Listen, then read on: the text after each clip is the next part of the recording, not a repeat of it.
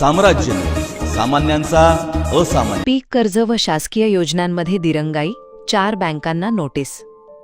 जिल्हास्तरीय बँक सल्लागार समितीची बैठक जिल्हाधिकारी एस कार्तिकेयन यांच्या अध्यक्षतेखाली पार पडली।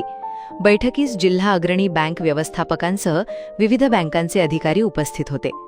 यावेळी कर्ज वितरण, खाते उघडणीची प्रगती तसेच विविध योजनांच्या अंमलबजावणीचा सविस्तर आढावा घेण्यात आला।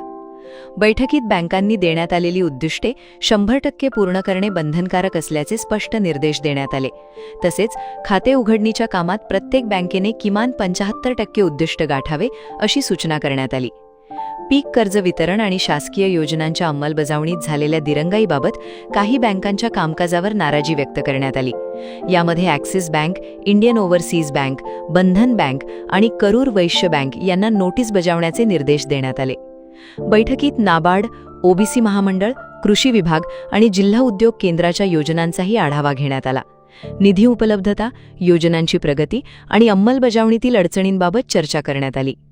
कर्ज मंजुरी किंवा नकार प्रक्रियेत पारदर्शकता राखण्याचे निर्देश देत कर्ज नाकारलेल्या लाभार्थ्यांना त्यामागील कारण लेखी स्वरूपात कळविण्याचे आदेश प्रशासनाने दिले।